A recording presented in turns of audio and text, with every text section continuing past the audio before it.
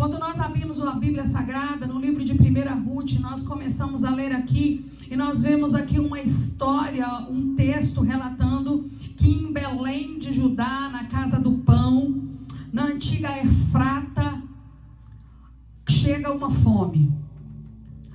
Quando nós começamos a passar por luta, por dificuldades, por problemas, às vezes nós não queremos admitir que é o Senhor nos apertando, o Senhor nos alinhando, para que nós nos voltamos a nos posicionar da forma que o Senhor quer. Mas muitas vezes o Senhor, Ele nos aperta, Ele nos pressiona, não simplesmente porque Ele quer que nós estejamos ali de acordo com a sua vontade, mas é para que o nome dEle seja glorificado, para que o nome dEle seja exaltado através de uma situação. Esse povo aqui, nós sabemos que a nação de Israel foi um povo que, na sua extrema desobediência, chegou até o cativeiro, mas o Deus Todo-Poderoso, a boa mão, o favor de Deus, sempre esteve com aquele povo. A promessa de Deus nunca desacompanhou aquele povo. E nós, quando abrimos esse capítulo, nós vemos aqui o texto sagrado nos dizer que havia um homem pelo nome de Elimeleque, que tinham 2 filhos, Malom e Quileon. Nós ouvimos o texto dizer que ele tinha uma esposa. Quando a fome chega naquele local, quando a necessidade chega naquele lugar, eu não vou dizer aqui que se chegou uma certa dificuldade no local, para que você não saia, para que você não mova, para que você não muda, porque muitas vezes nós ouvimos alguém dizer isso: permaneça, fica. Mas eu quero dizer que se você estiver na direção do Senhor, se o Senhor te direcionou, se o Senhor te mandou, se o Senhor confirmou, você pode ir, que a bênção do Senhor estará sobre você. Mas se o Senhor não direcionou, se o Senhor não falou, não faz somente para mostrar que você está no local. Vai. Ele saiu de Belém para não morrer. Mas quando nós andamos um pouquinho, nós lemos aqui que quando ele chega naquele local com os seus 2 filhos e com a sua mulher, ele morre naquele lugar. Ele corre de um local para não morrer. Ele sai de uma cidade para não morrer. Ele sai dali porque não tinha pão. Mas ele chega em Moabe, terra que o Senhor abominava, terra de um povo rebelde, terra de um local onde que não adorava o Deus de Israel, mas que existia outros deuses. Ele chega naquele local ali e ele morre. E o texto sagrado nos diz que eles ficaram ali naquele local quase 10 anos. E nesse tempo, os 2 filhos de Noemi também morrem. Os 2 filhos de Elimeleque também morrem. Antes desses homens morrerem, eles se casam com 2 mulheres. Segura aí, porque o céu vai começar a descer aquilo que a igreja tem para receber nessa manhã. Mas eu preciso de chegar nesse contexto para que você entenda. Eles se casam com 2 moabitas. Eles se casam com mulheres estrangeiras. Eles casam com mulheres que não conheciam o Deus de Israel, que não era fiel ao Deus de Israel. E eles morrem. Ali nesse contexto nós vemos não somente uma viúva, mas 3 viúvas. Mas eu quero falar de Noemi. Nós sabemos que quando nessa cultura aqui, não é como hoje aqui, que uma mulher ela fica viúva, é bem verdade que ela sofre, é bem verdade que ela chora, é bem verdade que ela tem o seu luto, mas na condição de Noemi era uma dor. Além de ser uma dor, ela estava numa terra que não era dela. Ela estava no meio de um Deus que não era o Deus dela. Ela estava ali com a responsabilidade ainda de 2 sobre ela. Aquele que era o remidor, aquele que cuidava, aquele que zelava, havia falecido. Os 2 filhos que poderiam cuidar dela também depois havia falecido. Então ela estava ali naquele lugar desamparada. Ela estava ali naquele lugar desabrigada. Ela estava ali naquele local ali sem socorro, distante da sua família, distante do seu povo. E o texto sagrado nos diz que ela levanta porque ela ouve falar que Israel, na terra do pão, em Belém, começa a ter produção. A bondade do Senhor, o favor do Senhor chega novamente sobre aquele local.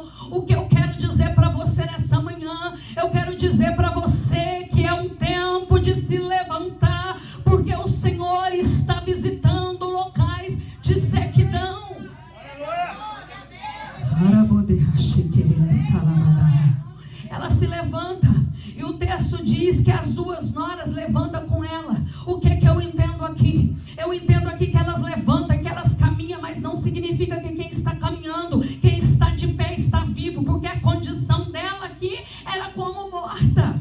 A situação dela é como morta. Mas eu estou ministrando nessa manhã de hoje para uma igreja que o Senhor está levantando em meio à vergonha neste lugar, para que o nome dele seja glorificado.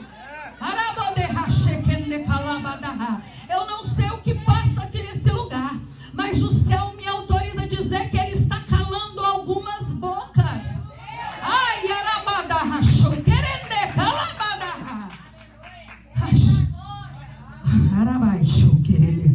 porque Noemi, ela começa a caminhar para voltar para a terra de Judá. Era como se ela estivesse olhando para ela, para o contexto dela, e falasse assim: eu sou velha demais, eu preciso de voltar para trás. Eu vou voltar porque pelo menos eu vou ter um local para ser enterrada. Porque se eu morrer aqui no meio desse povo idólatra, eu não sei como que vai ser o meu dia de amanhã. Então eu preciso me levantar, eu preciso caminhar mesmo morta, mesmo na condição que eu estou, eu vou. Porque mesmo estando aqui em Moabe, eu não me dobrei diante dos deuses dos moabitas.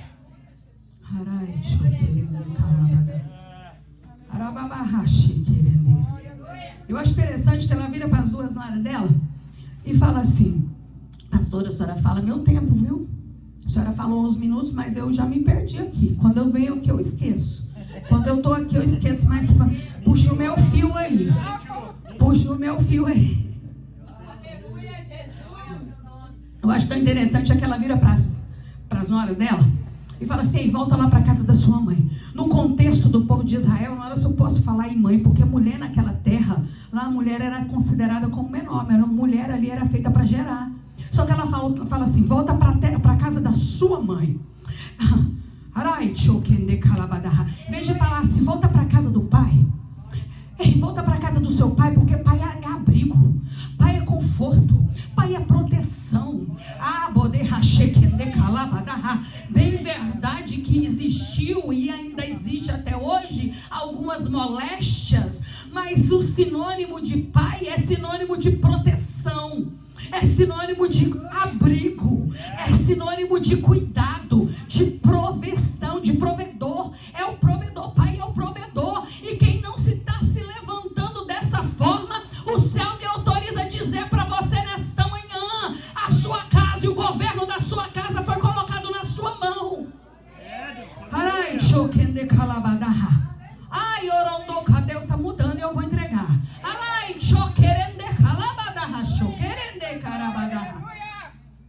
Então, o negócio é o seguinte: não está no governo, não está sobre a mãe, não. Peraí um pouquinho, eu preciso de entender que a minha casa existe um governo maior que é Cristo, o cabeça. Aí, só que eu preciso de entender que abaixo da minha casa existe um governo maior, menor, que se chama meu esposo. E eu preciso de estar debaixo do meu esposo como coluna de oração. Mas eu preciso de entender que o governo está sobre ele. E ele precisa de entender que o governo e a responsabilidade também está sobre ele. Ai, Deus não quebra princípio. O nosso Deus é Deus de princípio. Deus não quebra governo. Deus não quebra governo. O nosso Deus é Deus de princípio. E se eu quero que a minha casa seja abençoada, se eu quero viver o melhor dessa terra, eu preciso de entender que eu preciso de obedecer a Cristo e saber que tem um governo acima da minha casa. Tem de vez em quando lá em casa eu tenho que colocar água na boca, porque tem muita coisa que eu não aceito. Mas eu preciso de entender que se ele tiver errado, é o meu joelho que vai convencer, não é o meu muito falar. É o meu joelho. É o meu joelho que vai convencer. Eu não posso ficar como um sino que tange na cabeça desse homem. Sabe por quê? Porque o dia dele é dolorido, o dia dele é custoso, é difícil. Quem trabalha na carpintaria sabe que não é fácil enfrentar o frio, não. Eu preciso de entender. Mas o meu esposo tem que entender que naquele grande dia o Senhor vai chamá-lo e vai perguntar para ele: Cadê a sua esposa? Cadê os seus filhos? Porque a responsabilidade e o governo foi colocado nas mãos dele.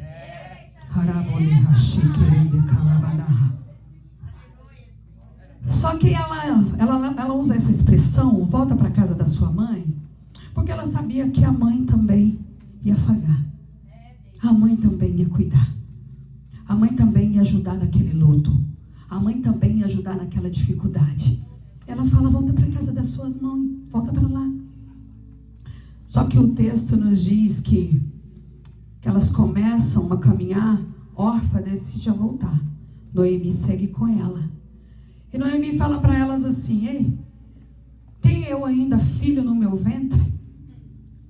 Tem eu ainda filho no meu ventre para que vocês possam ter como maridos? Eu tenho algo aqui que vai ser gerado de mim para mim poder passar para vocês?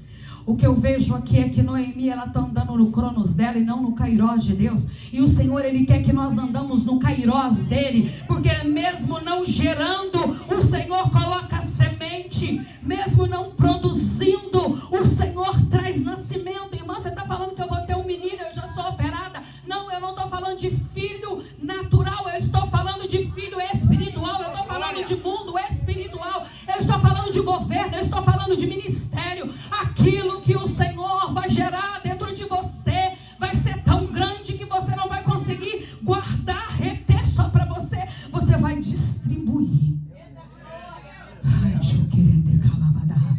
Se você olhar para a situação do governo nessa terra hoje, depois de poucos dias que ele assumiu, você vai fazer a sua mala, vai voltar para o Brasil, ou vai procurar um outro país onde que a condição é boa também, e vai se alojar ali. Mas deixa eu falar uma coisa para você, quem tem o controle total e absoluto da sua vida é o céu. Quem manda na terra ainda é o Senhor Jeová Sabaote, o Senhor dos exércitos. Quem tem o controle da sua vida é o Senhor. Olha para você, olha para a sua situação. Olha a irmã louvando, olha a irmã louvando, olha o Fernandinho louvando, olha o pastor trazendo uma palavra profética, olha a pastora trazendo uma palavra profética. Aí você olha para você olha para o seu ventre, e aí você fala, eu tenho uma promessa, mas essa promessa ainda não nasceu. Não se preocupe, porque é no tempo, é no kairós de Deus que ela vai nascer. Muitas vezes nós não recebemos porque ainda não é o tempo. Muitas vezes o Senhor nos promete ouro e prata, mas Ele sabe que se Ele colocar nas nossas mãos, nós vamos começar a pisar em alguém. Ele sabe que nós vamos pegar esse ouro e essa prata e vamos sair para Cancún, vamos sair para a Europa, vamos sair para todos os lugares bonitos dessa terra. Aí o Senhor, Ele começa a trabalhar dentro do meu e do seu coração, para a hora que aquilo que Ele te dá, colocar na sua mão, seja para a glória do nome dEle. Se eu quero chegar em um local alto, eu preciso de entender que eu vou chegar ali para a glória de Deus.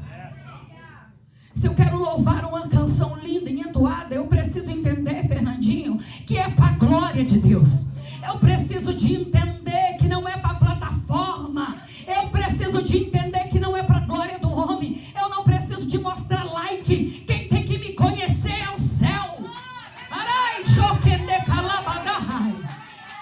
Eu não preciso, não me interessa saber quem escreveu a palavra, quem escreveu isso, quem fez aquilo. O que me interessa é que o nome do Senhor tem que ser glorificado através da minha vida, porque foi para isso que eu nasci.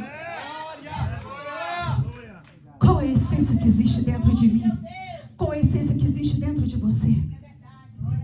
Essência. Os psicanalistas falam assim que uma pessoa, ela consegue mostrar quem não ela é por um ano. Quando o Fernandinho falou com essa pastora 9 anos, eu falei, glória a Deus, aleluia. Então já deu tempo de cair a máscara dele. Ele já sabe quem ele é. Ele já sabe qual que é a essência dele. Porque máscara, essência não se esconde. O Senhor derramou uma essência profética sobre a minha vida, e eu faço um monte de esboço lindo, maravilhoso, que dá até para escrever livro. Mas quando eu venho aqui, eu falo aquilo que o Senhor manda. Isso é essência. Eu quero falar aquilo que é bonito. Eu quero louvar aquilo que é bonito. Mas eu vou fazer aquilo que agrada ao céu, porque o meu compromisso é com o Senhor e não com o homem na terra. O meu compromisso não é com o Facebook, o meu compromisso não é com o Instagram, meu compromisso não é com like, meu compromisso não é com oferta. O meu compromisso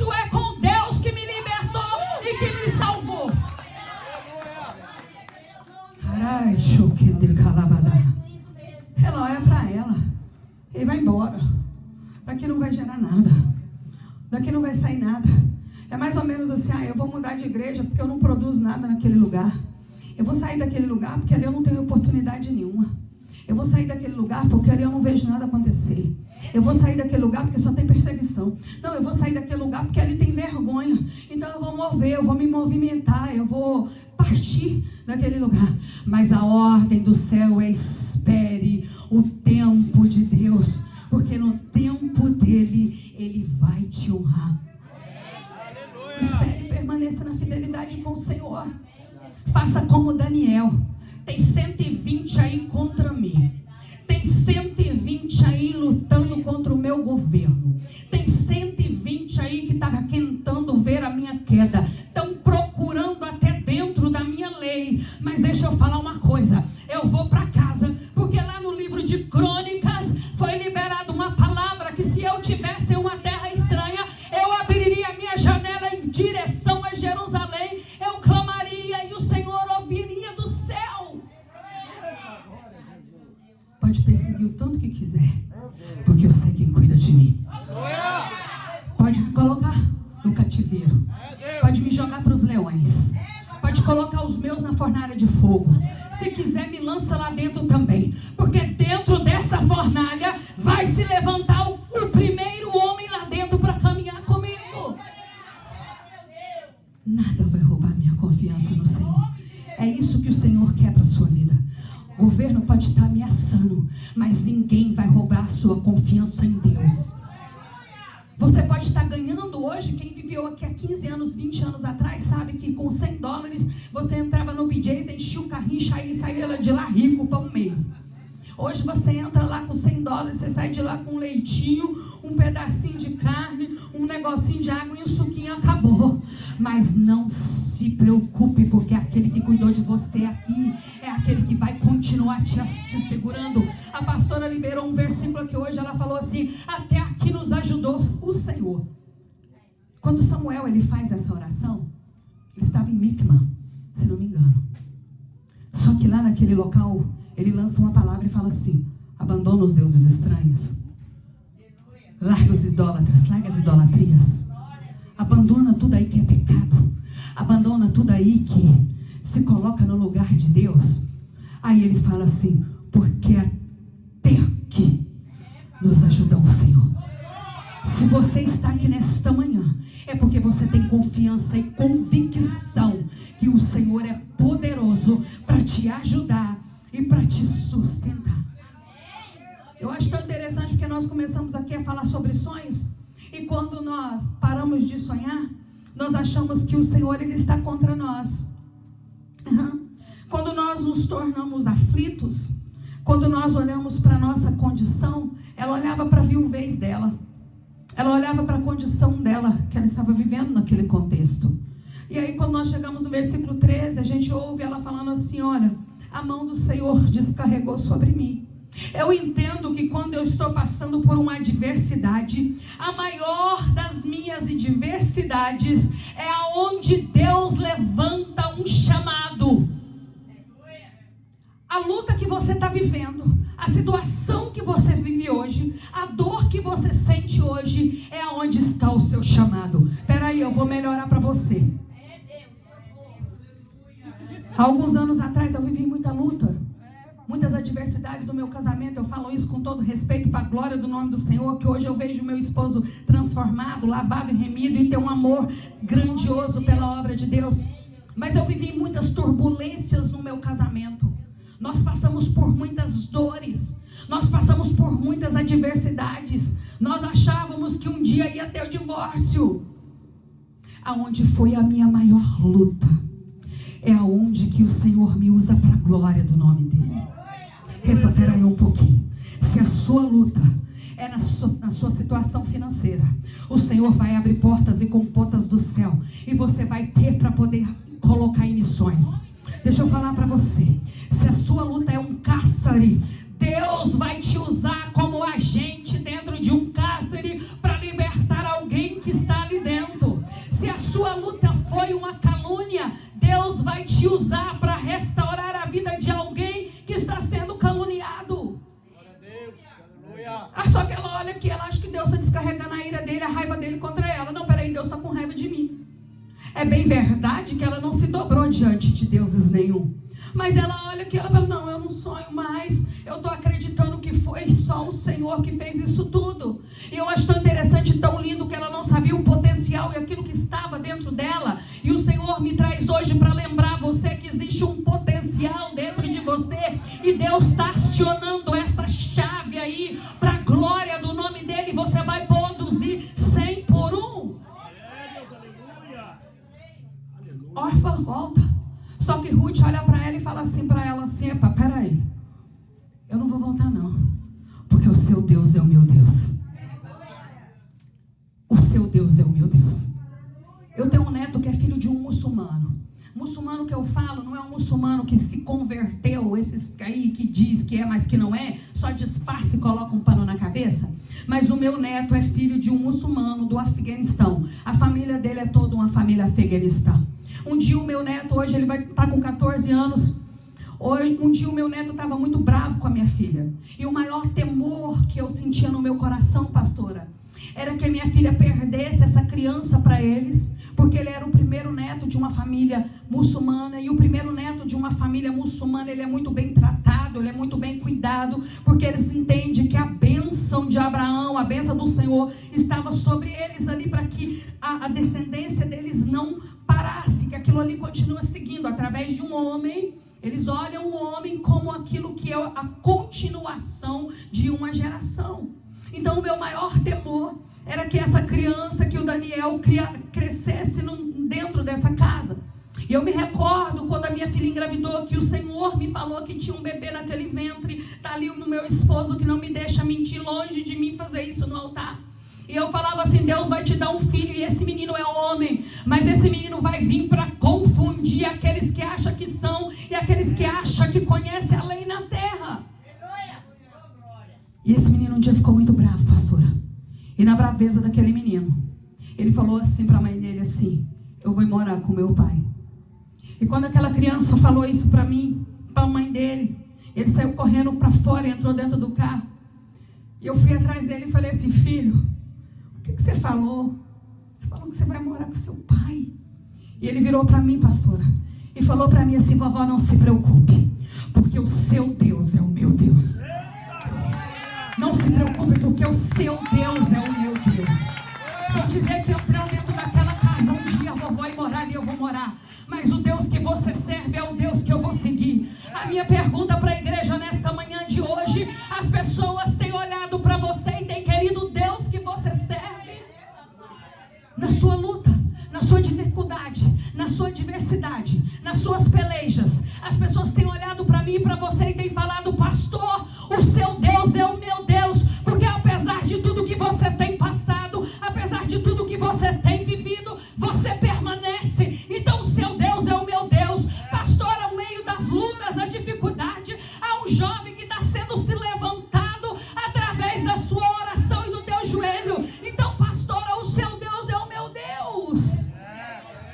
O seu Deus é o meu Deus. A luta está difícil, está travada, a batalha está travada, mas ainda há vida, e onde há vida há esperança.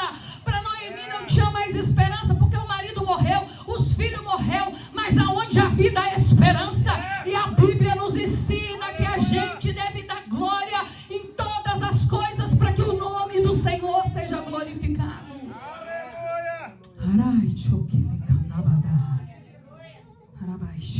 Eu sinto tanto Deus nessa casa. Deus é Deus de surpresa.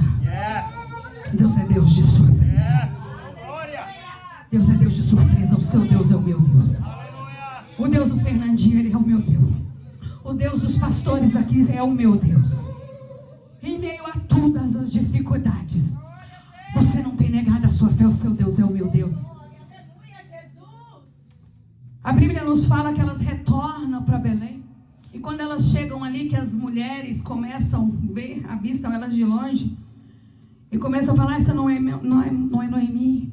Ela, não, sou Noemi não, eu sou amarga, eu sou vazia, eu perdi tudo. Eu já saí daqui sem nada, porque já não tinha comida para comer. Nós chegamos ali naquela terra, naquele local, no meio de deuses estranhos, eu não tinha templo para adorar. Eu não tinha local para mim me adorar. Judeu adora no templo. O que eu acho lindo de Deus é que Deus levanta um povo distante como nós, e nós adoramos aonde nós estamos. Nós adoramos no carro, nós adoramos no fogão, nós adoramos no house clean, nós adoramos na carpintaria, nós adoramos no templo. Só que ela estava sem templo, ela não tinha lugar para adorar. Como que ela ia adorar? Aí eu sou amarga, eu sou vazia, eu não tenho nada. Eu fiquei vazia lá naquele lugar, viúva e vazia, sem nada. Só que o texto nos diz que Ruth, elas chegaram ali no tempo da cega, elas chegaram ali no tempo da colheita. E o texto sagrado nos fala que Ruth, ela vai catar as espigas, ela vai colher os molhos nos campos de Boaz. Eu acho tão interessante que aquela que não achava que gerava mais. O que eu acho tão lindo de Deus é aquela que não produzia, aquela que achava que agora é o meu fim. Ela olha para Ruth e pergunta para ela: onde que você foi hoje? Aonde você colheu hoje? E Ruth, ela responde para ela que ela havia ido colher nos campos de um homem pelo nome de Boaz. O que eu acho tão interessante é que nesse versículo 20 do capítulo 2, Ruth, Noemi, ela começa a sonhar de novo. Os sonhos voltam para dentro do coração dela. Porque a tristeza, a dor, a dificuldade, a peleja daquele local fez com que ela esquecesse que existia um parente naquela terra que poderia se posicionar como remidor e iria usar da benevolência para com aqueles que já haviam morrido e para as vivas que estavam ali. Deixa eu desenhar para você aqui. Quando um homem morria naquela terra, se existia um irmão, vocês sabem da história, o irmão assumia, aquela moça casava, e aquele filho que fosse gerado, não seria filho daquele que tinha gerado filho, mas seria filho daquele que havia morrido. Então o que ela fala aqui nesse versículo aqui? Ela fala assim: bendito seja o Senhor que está usando de benevolência para o meu filho que já foi enterrado, para o meu marido que já foi enterrado, e para nós duas nessa terra.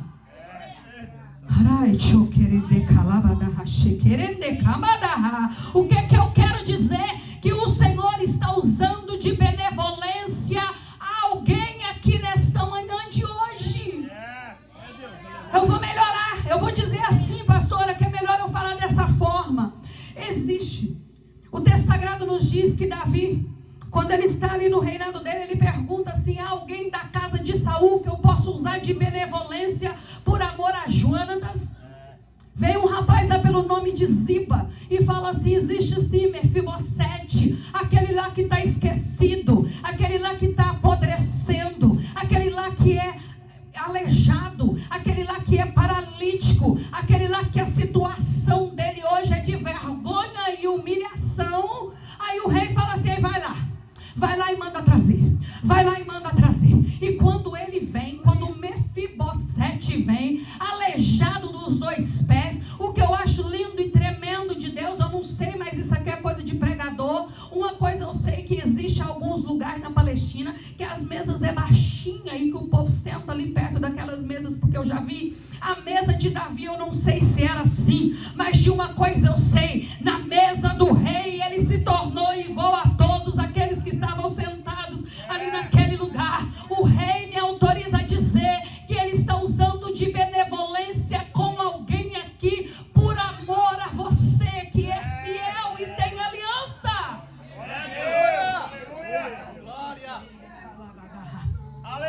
Aliança traz benevolência para quem está aleijado.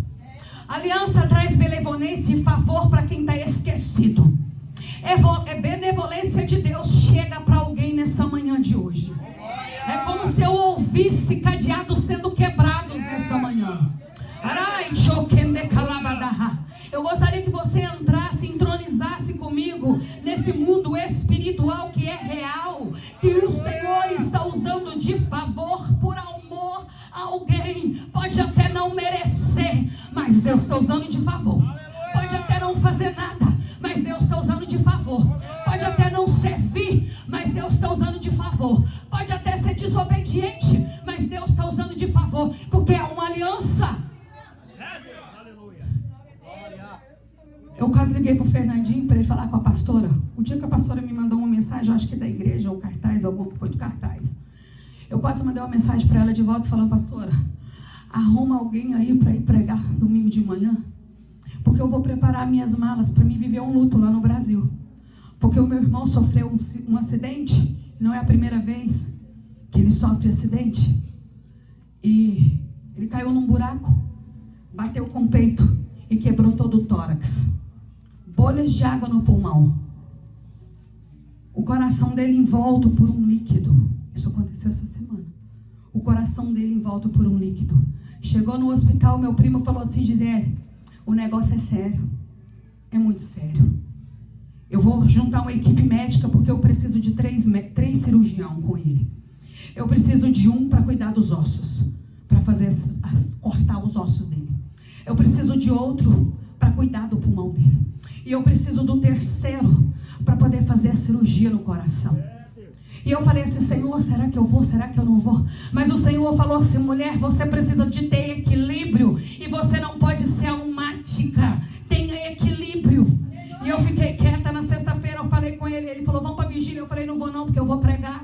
E eu não vou conseguir andar quase 3 horas e ficar até a madrugada. Desci com a notícia pior do que a que eu tinha ouvido antes. Falei: filho, vamos embora para a vigília, vamos orar, vamos buscar o Senhor. Voltei da vigília, deitei, pastor. E quando eu deitei, o Senhor falou: mulher, ponte de pé. Eu me coloquei os meus... Eu estou falando, não é para minha glória, é para a glória do nome do Senhor, porque eu sei que aqui tem vaso que ora na madrugada. Eu coloco os meus joelhos em terra e eu começo a falar com o Senhor. E eu começo a dizer: Jesus, bem verdade que ele é desobediente. Bem verdade, meu Senhor, que ele poderia estar ganhando almas. Bem verdade, meu Senhor, que ele não tem feito o que te agrada. Bem verdade, meu Senhor, que ele está se distanciando do Senhor. Mas eu tenho corrido para a tua casa. Usa de benevolência. Usa de favor. Dormi 4 horas da manhã, 6 horas da manhã o meu telefone toca. No vídeo eu falei: Jesus, eu só estou esperando, eu preciso te confessar, eu só estou esperando notícia ruim. E a minha mãezinha, ô Senhor, e a minha mãezinha, que a minha mãezinha fala que ainda vai ele ver ele pregando a palavra de Deus. Como que vai ser a minha mãezinha, Senhor, que ela tem convicção que ele ainda vai ser ganhador de almas? Como que vai ser? Eu abro a tela do telefone, meu quarto ainda estava escuro. Eu vejo aquela cara olhando para mim, sorrindo e falando para mim assim: aconteceu um milagre aqui nesse lugar. Aconteceu um milagre aqui nesse lugar. Eu falei assim: como assim aconteceu um milagre aqui nesse lugar? Ele falou assim: minha irmã, deixa eu te contar. Você lembra aquela foto que eu estava lá do lado de fora na calçada porque a ambulância não me colocou de dentro? Lembro, sim. E aí, depois de muitas horas eu entrei. E quando eu entrei, o médico falou assim: cadê a sua tomografia, o CAT scan? Ele falou: não veio comigo não. Aí ele falou assim: mas e agora, moço? Como é que eu vou fazer? Aí meu irmão falou assim: doutor, eu não sei, quem tem que saber é o senhor, com todo respeito, porque o senhor é que é o cirurgião. Ele falou: então peraí um pouquinho, vamos passar na máquina de novo. Vamos entrar ali no CAT scan de novo. E quando ele passou naquele CAT scan que o médico pegou o resultado, o médico olhou e falou assim: não tem nenhum osso quebrado.